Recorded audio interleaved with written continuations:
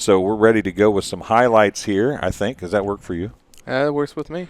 All right. We'll go with the newest stuff first. How about that? Hey. So today, the boys golf team from BPC went to the regional in Mount Sterling. Ezra Mason placed 59th, tied for 59th, I believe is what it said, out of 71 with a 116. Carter Allman played very well. Carter did a great job. He's gotten better all year long.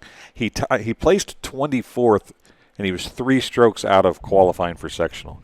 He scored a 95, and he missed the cut by 3. The cut was 92. Dalton Strode tied for 3rd with a 77. That's legit. I know Macomb's top golfers had a 72. I think he was the best golfer there, but he scored a 72. 36 on the front and 36 on the back 9. That's pretty impressive, too.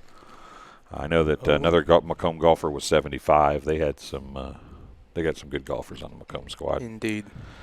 And so sectionals are Monday at Chamblee and Petersburg, Illinois, for Dalton. So that should be exciting.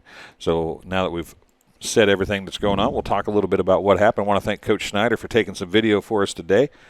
And this is Ezra Mason on a 10th tee. That was his first tee shot. He started on 10 today. He got a good tee shot there. And here's Ezra putting on 11. It's going to come up a little short, but, man, that was a long putt. It was about 20 feet or so, 25 feet. Dropped it about 4 inches short of the hole, so good little putt, and then a tap in for par there. They're going to see Dalton Strode on the approach on 11. He looks like a professional there, doesn't he? Mm-hmm. Nice little, and then he's going to go a putt for par here on 11 to finish that hole off. Nice putt by Dalton Strode. And then Dalton's tee shot on 12. I thought walking up there like it's going to be Happy Gilmore. But he didn't. He stops and takes a good hit. He hits this right to the pin, and I don't know if you'll be able to see it at home, but he hits it right to the pin, and then it bounces right. So he's a little unhappy with the bounce, but it was a good tee shot nonetheless on 12. And then on 14, here's Carter Allman again, and this is like a 30-foot putt. You're going to see Coach Schneider getting all fancy now. This is a little later in the day. It zooms in, and it falls just past the hole from about 30 feet out. So tough break for Carter. And Carter's approach shot on 15 is right here. This is a good shot. He's going to go on the backswing and get it close to the pin. As, again, he zooms in, and there he is within about 3 or 4 feet of the pin. And then Carter will go up and a birdie here on 15. He started with a 9 and an 8 and ended up just 3 off of qualifying for sectionals. Now here's Dalton's tee shot on 1. Now this is a kind of an interesting hole. If you're going to watch this, there's a tree off to the right. That's where that ball ends up, and you can see that he is not happy as soon as he hit it. He looks right to where the ball went right there. Now that's not good. Now there's a big tree behind a couple small ones right in the middle there. He's going to hit that ball, Coach Schneider said, right to that tree. He's actually going to hit the tree with it. And has a pretty good shot here. Just misses. I would totally hit that tree if it was me. The first tree closest to me. He's going to lay up just off the green. This is a par 5, and here he is with a 15-foot,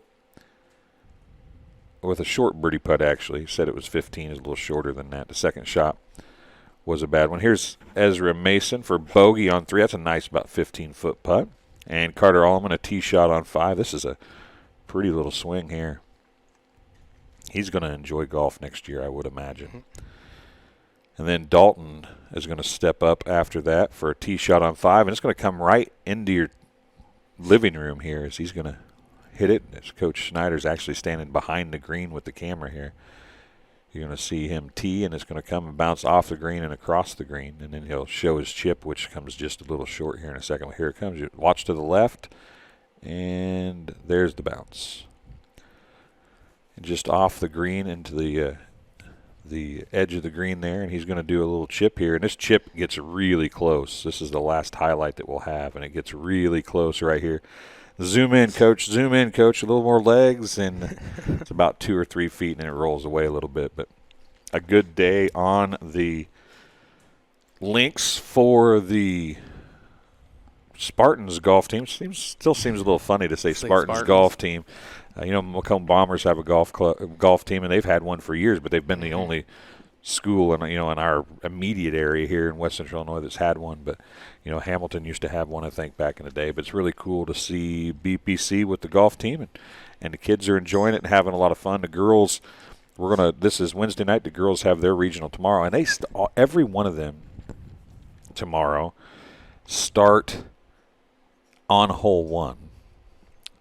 And I think really? I can't remember. I think he said Hannah Eden is the last one, and they start at like 9, and she doesn't start till afternoon. Oh, and they play 18 holes. It's just like they're doing it like professional. Everybody starts on the first tee, and you just have groups.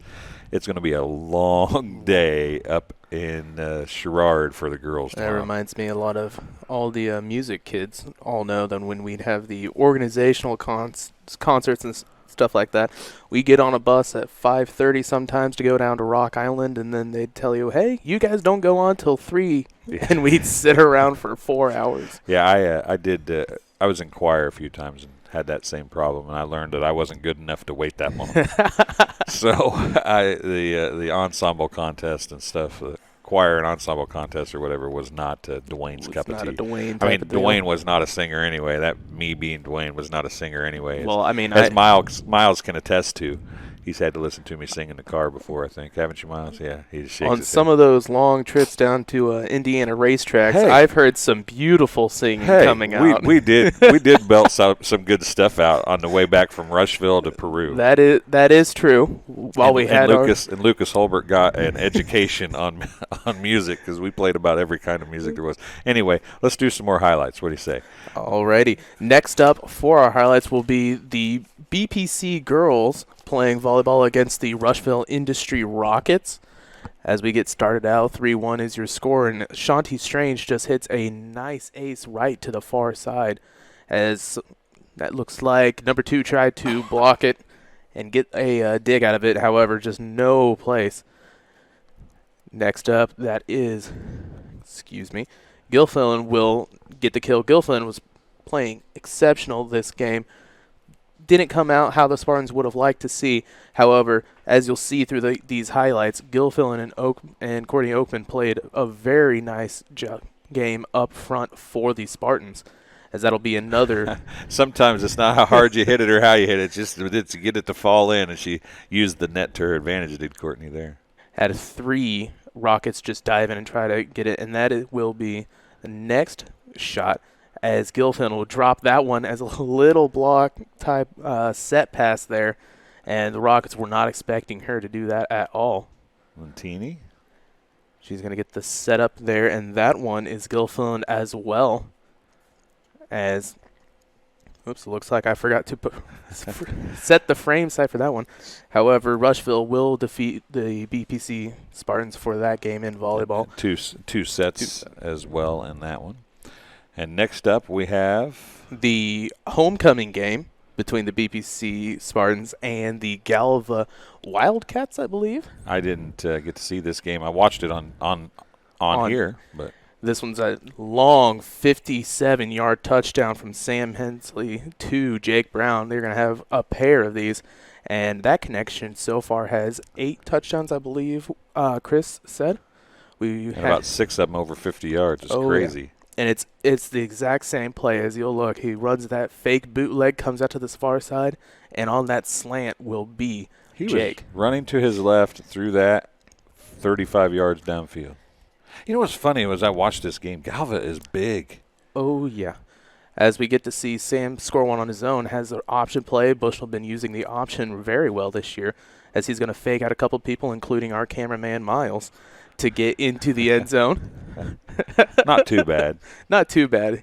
There was earlier one that he was really bad on, Lane Huffman. I call this the double spin cycle. He spins out of 2 tackles, gets tackled by 3 people, and just keeps on chugging his legs to get into the end zone. He never did go down.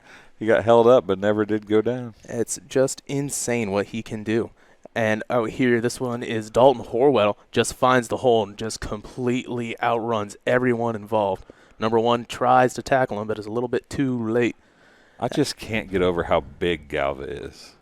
And this one lane, this is what we're talking about. Just that cut back to see the open hole. 59 for Galvin, just not looking anywhere. And he ran right behind him for a long touchdown. As he scored 3 on the day, and you'll be able to see this one. First play of the game was a kickoff that got called back. He scored a touchdown on the kick return, however, called back for a block in the back. However, on the last kickoff, he decides, why not do it again? As he runs past the entire defense, kicker just trying to do anything to stop him. However, he's going to go through and score a 70-yard kickoff return for a touchdown. It's getting to the point nobody wants to kick to Bushnell. Have you figured that out? No. At the West Prairie didn't have – Laughlin can kick as good as anybody can kick. And we'll have some highlights of that in a few minutes. But Laughlin can legit kick as good as anybody in our – maybe in the state. He's a great kicker. Would not kick it to Huffman, either of the Huffmans. He kicked one that was farther than the front line squib kick. Everything else was onside squib kicks. They do not want anything to happen. And it's not even lane. If Dalton Huffman on that far side gets the ball too, he can score, as we'll see in the JV game. Yeah, so next up will be the BPC versus Macomb game. This was last night's game, I believe. This is number 3, right? Yes. They're a little bit out of order, but at least I got the right highlights in this time. Macomb is legit. Here's Kennedy Adair on the attack, and Bowman and then Urch gets the kill. Samantha Urch is going to serve here, and she's going to go to Bowman again. Rotifer with the set, and it's going to go middle to Gilfillan, and she tips it. I think that was Gilfillan. That was Oakman. Was it Oakman? And there's Kennedy Adair again on the attack, and it comes right back over, and Kennedy Adair slams that one home on the overpass. And now here's a set near side to Sturtsum. I can't ever remember. I butchered her name all night long.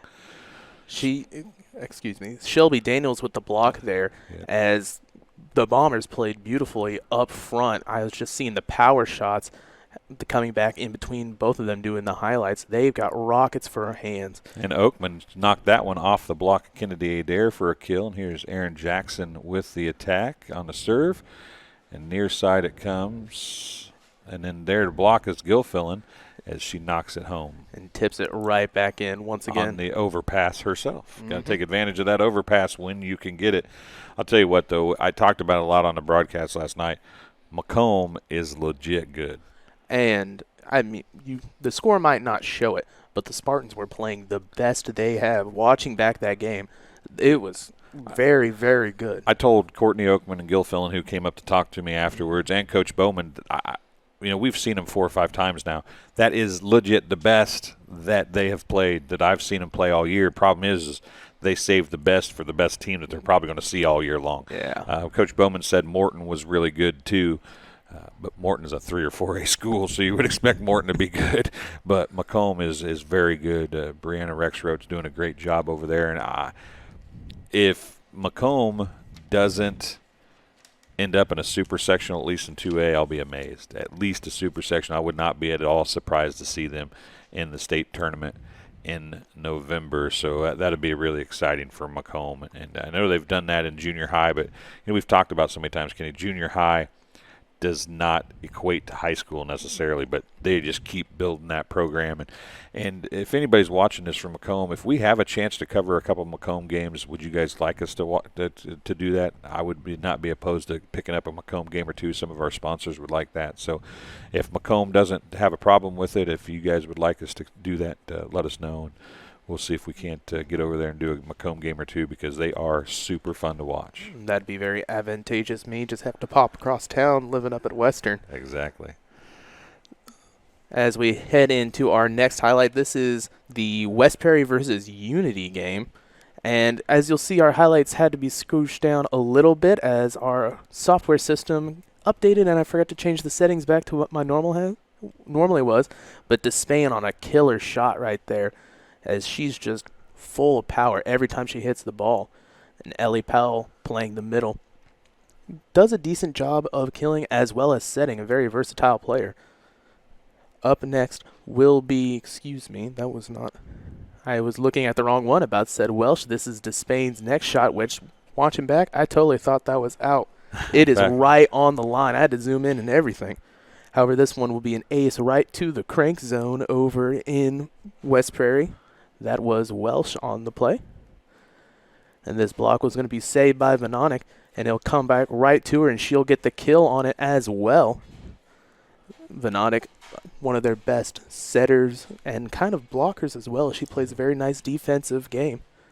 Yeah, this a lot of West Prairie highlights here, but Minden Unity did go on to win this as Venonic there with a little dink from her setting position, as they did go on to win it in 2 sets as well. It was a very close game, though. It could just one or two little things go right for West Prairie in that game. They would have taken both those games. I believe the first one was 25-23, and the next one was a little bit less. It was 25-18 or so. But Unity, also a very good team. Yeah, they're very good. I don't know that they're Macomb good, but they're also small like West Prairie is. So, and our final set of highlights for the night. These are the JV game between Bushnell and West Prairie. Now Shanti is here helping us tonight as our working at JoJo's. Let's pause this for a second. Can I do that? Yep. Click right there. And we'll pause it. Shanti is here, and I forgot that you were doing JV highlights. So did you have Jake's interception in here? Now that I think about it, no, but I do have his touchdown. I do have his touchdown. Oh, you got his touchdown. So the interception you don't have. I was going to say, Shanti's going to be mad at you.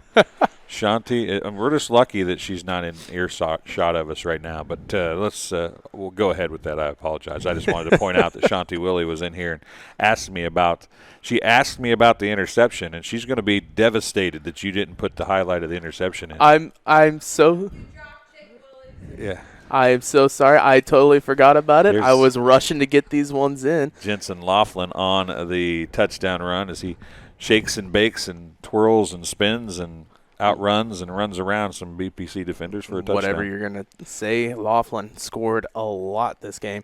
And this one will be Dalton Huffin's pass to Lane. And Lane Huffin, as much as we talk about him, even in varsity and JV games, only score he had. West Prairie's defense shut him down and made sure everybody was spying on him. Laughlin goes in for the second of his, I believe, 4 touchdowns on the game. And another one. A little that quarterback sneak. That QB sneak, as we saw, they ran that effectively against the BPC defense. BPC coming back with a touchdown of their own. Dalton Huffman looks around and just decides to keep it. And he just runs right through 17 different people standing around trying to tackle him. This is like a replay of Laughlin's touchdown run, except the jerseys were switched. It's almost identical. As me and Jeff Borders were saying during the game, it just looked like no one was standing around trying to tackle him at all either time. It was actually Shane Shin for this one, wasn't it? Oh, yes, it was. Excuse me. As that touchdown was the pass to Aiden Akers. And Huffin's going to keep that one. It's going to be fumbled, however, picked up by Jake Willie. Willie scored a touchdown. Touchdown Jake Willie from a picked up end zone fumble. And Laughlin will run in for another touchdown as that one ends 34-22 for West Prairie.